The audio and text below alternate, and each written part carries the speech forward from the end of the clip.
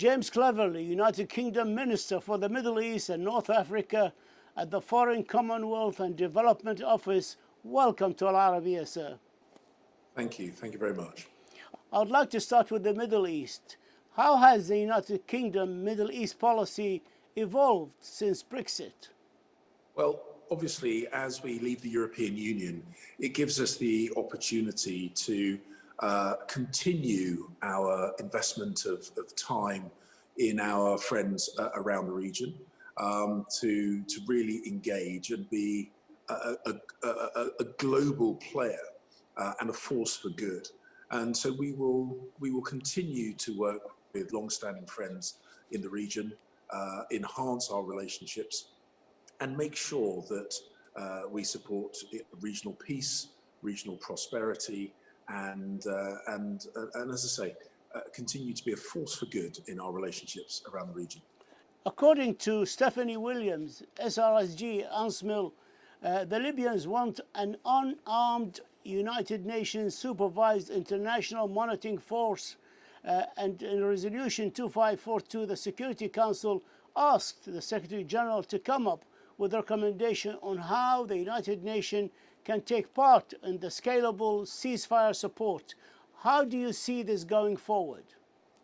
Well, the United Kingdom has been passionate about bringing peace to Libya for many years now. Indeed, I spoke to Prime Minister Siraj just last week, and we discussed the challenges in the country. We've been very supportive of the work that Stephanie Williams has done, and we look forward to seeing her replacement and working with whoever that is. And we want to see a de-escalation in Libya. We want to see both arms and foreign fighters removed from the country, and a political dialogue to drive the settlement here. The Libyan people have suffered for such a long time, and there cannot be a military solution. It has to be a negotiated political solution. And we will work to bring the sides together to talk under the umbrella of the United Nations to bring about peace, so that the Libyan people can get on with their lives. The United Kingdom has been urged by Libya's National Oil Corporation to seek opportunities in the Libyan oil and gas sector, and that was this month actually. How do you view such an offer, and do you see it as a viable offer when Libya is in turmoil and still with two competing governments? Well, the oil production will be an important part of the Libyan economy for the foreseeable future. What we want to make sure is that Libyan's oil production is in the hands of Libyan people, not influenced, controlled or distorted by external actors or foreign countries. In order for that to happen, the oil revenues need to be equitably and fairly distributed to all the regions within Libya. And this can only be achieved through a negotiated settlement. So we're very much encouraging all sides to come together in good faith under the auspices of the United Nations to negotiate what a sustainable peace and economic settlement would be for Libyan people. On Iran and the snapback, how do you view US President Trump's announcement of sanctions on all who do business with Iran? Does it deter the UK from doing so? And if not, what about the UK businesses and banks? Well, our position on Iran has been consistent and long-standing. We want to make sure that we encourage Iran away from the pursuit of nuclear weapons, for example. We want to ensure Iran steps back from interfering in other countries around the region. We would like to be in a position where our relationships with Iran are more similar to other relationships we have with countries around the world and around the region. But in order to do that, Iran does need to step back from interference beyond its borders. It does need to step away from any attempt to become a nuclear weapons state. And if it were to take steps in that direction, we would welcome that, and we would wish to see our relationships normalised. But unfortunately, at the moment, we haven't seen that kind of action from Iran. And we will work with our international partners to ensure that there is regional peace and regional stability, and that nothing Iran does should in any way upset that. Would the UK businesses and bank risk having the US sanctions imposed on them? Well, the United States of America are very long-standing and close friends to the United Kingdom, and I think ultimately what we wish to see happen in Iran is not that dissimilar to what the United States of America wants to see, and that is an Iran which is acting responsibly within the region. We sometimes disagree on exactly how to go about those things, but as I say, the UK will always encourage Iran if it takes steps in the right direction. But we have always said that we will not ignore Iran if it takes inappropriate actions within the region. I'd like to move to Iraq, sir.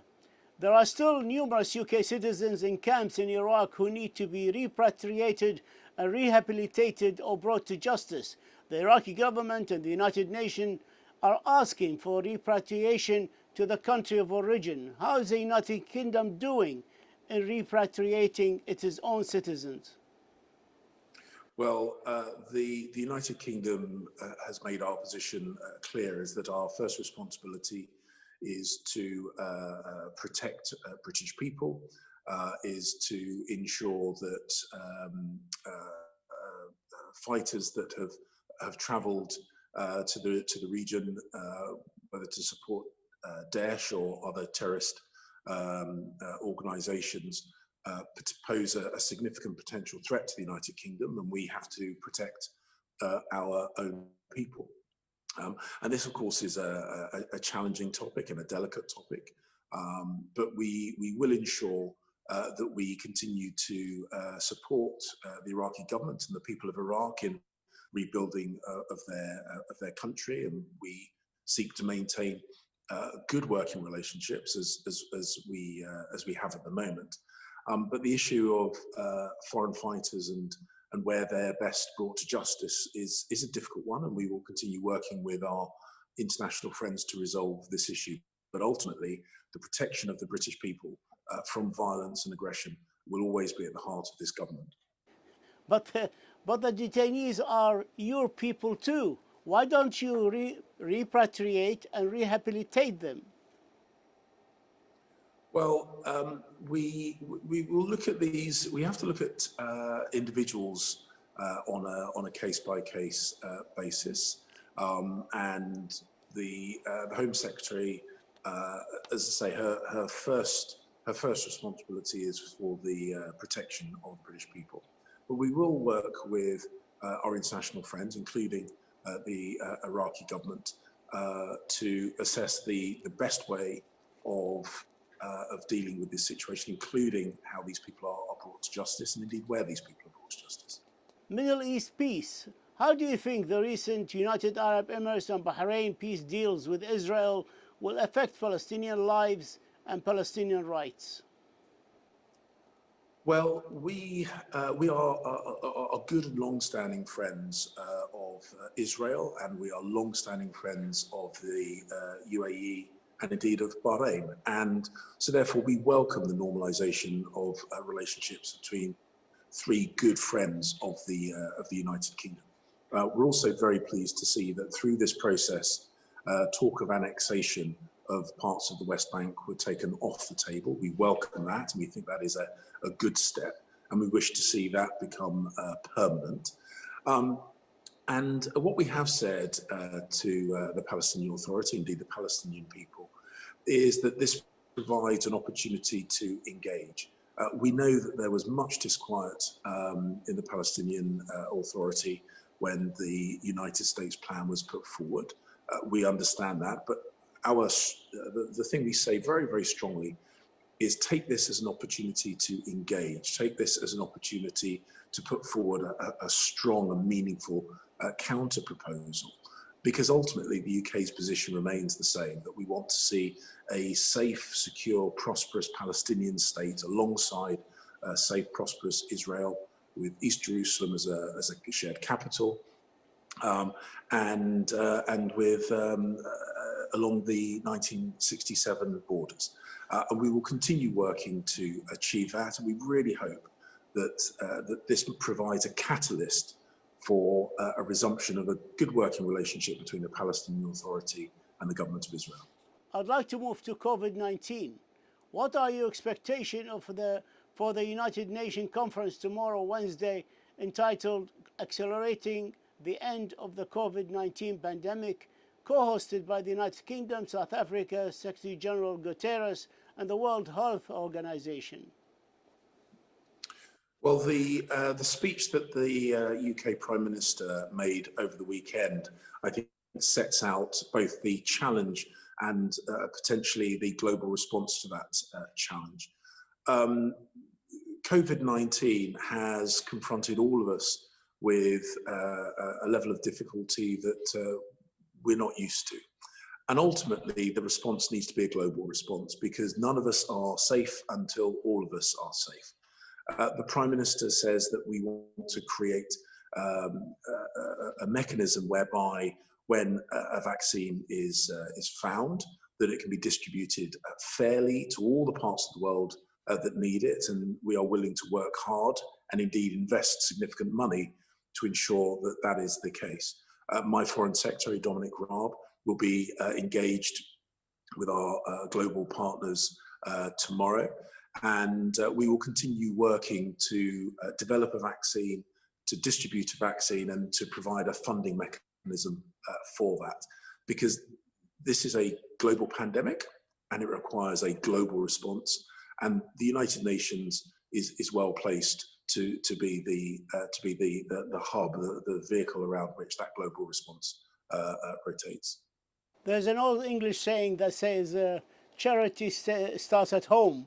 The United Kingdom records have been bad lately, and now the numbers are doubling every 7 days. If that continues, you would have 50,000 new cases every day by mid-October. Is a second national lockdown or shutdown on the horizon? Well, the figures that you discussed were projections by our scientific advisors if the UK did not take action. And you're right that is a well-known English phrase, but one that the Prime Minister has used is another one. A stitch in time saves nine, meaning that, you know, if you take early action, you can prevent a more significant challenge in the future. So the UK government has announced some measures which introduce some limitations, not the kind of lockdown that we saw earlier on in the year. And those limitations are to prevent that exponential growth that those charts discussed. We've learned so much since earlier on in the year. Our treatments are more effective. We understand the disease better. And also we need to make sure that our economies stay vibrant, because of course it is through that we're able to pay for our health sector. So we don't envisage a lockdown as we saw earlier on in the year, but we will take decisive action as needs be to prevent the virus from spreading again in the UK. In January 2019, you were appointed Youth Ambassador, a vocal champion for the youth and pulling together good practices.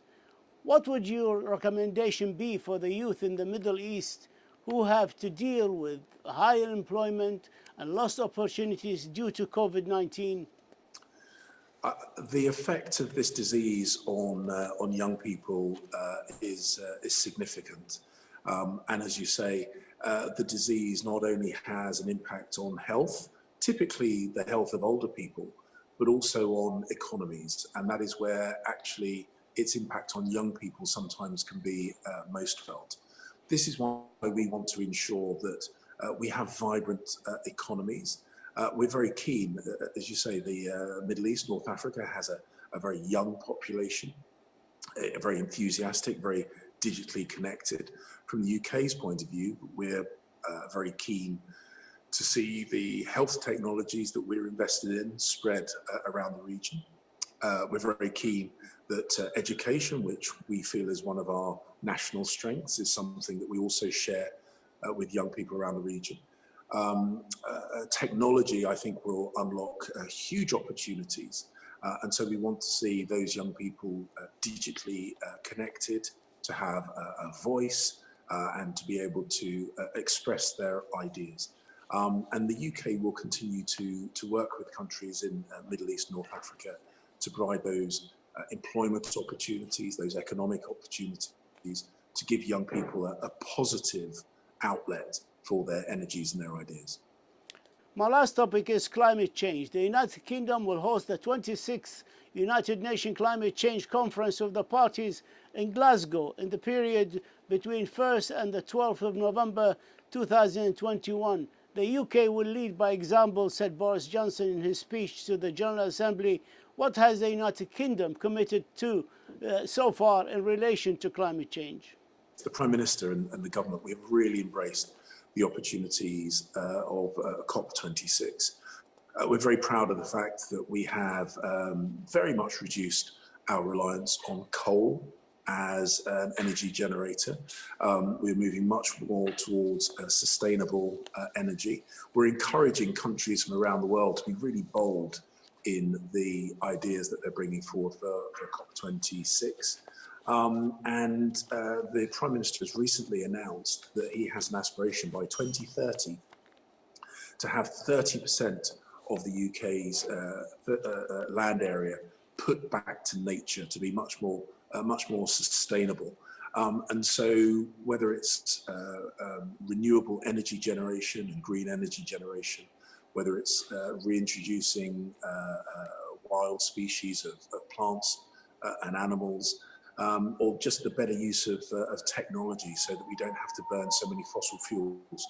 The UK is very proud to lead from the front and bring together the bold ideas from around the globe and indeed around the region. And I comfortably predict that a number of our friends from the Middle East and North Africa will come to that conference, I'm sure, with some really exciting ideas about how we can green our economies as we come out of COVID and step towards the future. Prime Minister Boris Johnson last week at the United Nations Climate Action Roundtable announced the joint UK-UN Launchpad Summit on the 12th of December of this year, where countries would be expected to unveil enhanced climate pledges. How will the UK keep climate action on the agenda as the world battles COVID-19? You make a very, very important point. COVID-19 is a very immediate challenge, and it's one that we have to deal with. But the environment and climate change isn't going to wait for us to resolve this issue.